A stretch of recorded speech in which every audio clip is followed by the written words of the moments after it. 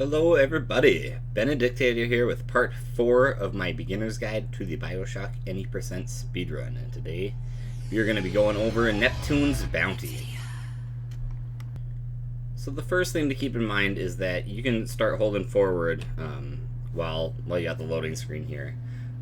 There's going to be sort of a transition where it fades from black into the game, and you can start moving while the screen is fading in from black. And just make sure to kind of strafe to the right a little bit so that you don't end up walking into this pillar. But yeah, so you can just make a little bit of forward momentum while the game is loading in by doing that. We're going to get our machine gun ready and our telekinesis ready because we are about to fight a big daddy. We don't really care about the big daddies for the most part in this game, or we're not usually too concerned about the little sisters. Except for we are going to want the atom that this little sister has to offer. So we're going to come up here, launch this barrel, shoot him with a machine gun. Oh, he got me. And then we are going to harvest this little sister.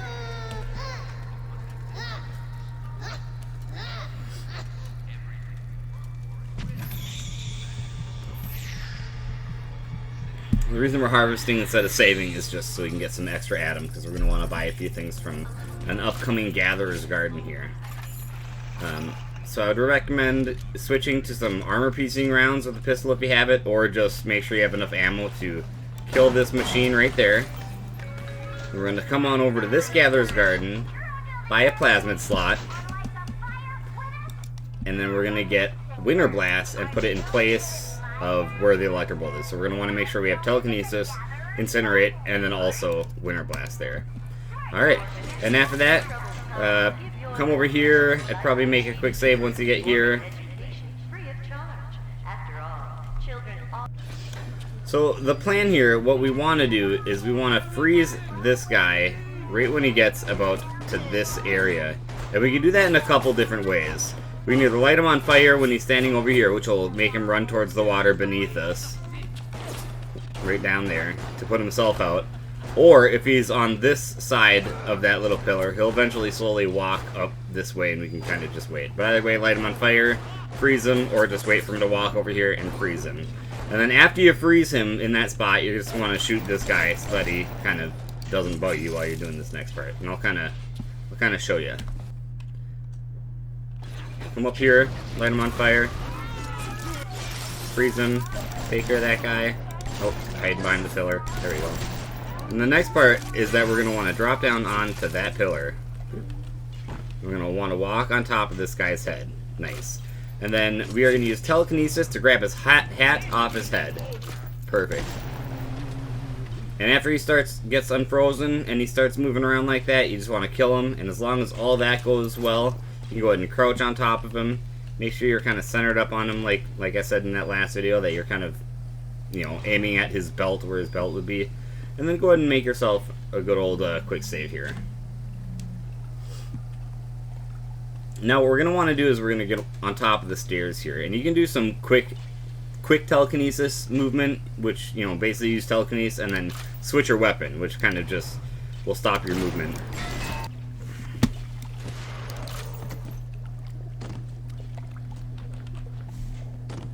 Alright, so this is about where we want to get. Probably easier if you set yourself up on top of this little area here, so maybe a little bit more movement there. Alright, that's probably pretty good.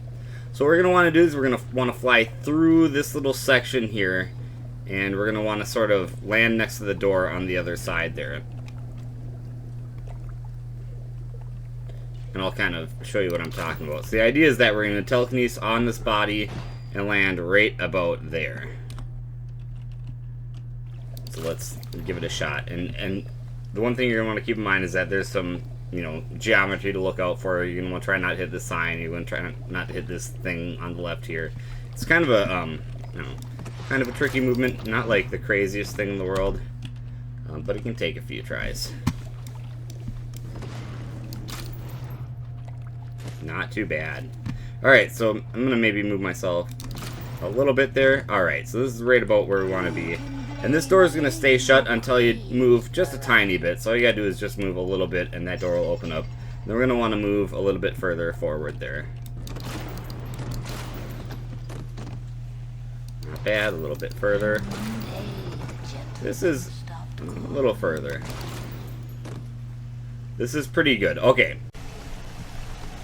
Okay, so we're gonna clip through this door, kind of like we did in Medical Pavilion, but this one's gonna be a little different. In Medical Pavilion, we use our telekinesis and we actually threw the body to help us clip through the door. We're not gonna throw the body this time. This time we're just gonna hold in telekinesis as it pushes us through the door. And in order to do this, we're gonna sort of step forward a bit from the center of the body, and it gives us that extra little oomph to shove us forward through it. So all you gotta do is kind of aim where you want to go, and you just hold in telekinesis. There we go. Easy as that. So that's the tough part of the level. The next thing we're going to want to do is hit this pneumatic tube, and it's going to take away all of our weapons. And we'll get them back in a second after we're done with this next fight, but that's just how it goes. And so we want to come through here, make sure to grab this barrel, and we're going to stand by this gate, and we're going to look to the left. And the reason that we do this is the boss, that's Peach, who we're going to fight in a second. If we're looking here, and standing here, it pretty much ensures that he'll spawn right here to our left, and then we can use this barrel, yeet it at him, and one-shot him, and carry on with the rest of the level. And then the other thing is, this dialogue that's playing right now, we're going to want to do a diary skip to skip past it. Okay, so here's how audio diary skips work. There are certain sequences that won't trigger, or certain doors that won't unlock until a certain amount of dialogue is finished playing. This dialogue that's happening right now is one of those particular bits of dialogue. So the way that we can cause those to end early is by playing an audio diary, and you can either do that by opening up your menu, going down here to the audio diary, the dialogue menu part, and just playing whatever audio diary you have. Boom, there you go. And then exit out, and then you skip past it all. Or probably the easier way, if you have a previous song button on your keyboard, for some reason that is bound to the menu buttons, so you just press it once, twice, 3 times. It should bring you right to this audio diary menu, and then you can just play whatever audio diary you want. So that's how you do audio diary skips, real easy. So now I'll kind of go back and show you how this whole sequence is supposed to look like.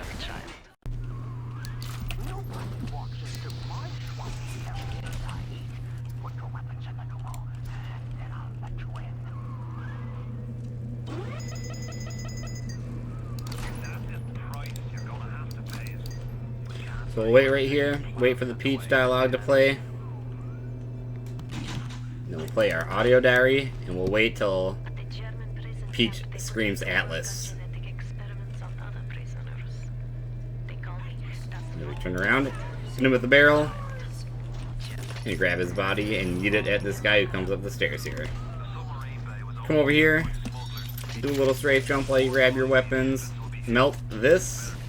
We're going to come here, and we are going to grab our one weapon upgrade that we're really concerned about, which is our grenade launcher damage increase. It's going to help us with some big daddy fights later on to do some extra damage. So grab that, get your fire out, melt that ice, and that is pretty much it for this level. And we are on to the next level. We'll just walk through here until the level fades out. There you go. That is it for part 4 of Neptune's Bounty. Thanks for hanging out, thanks for watching, and we will catch you guys next time.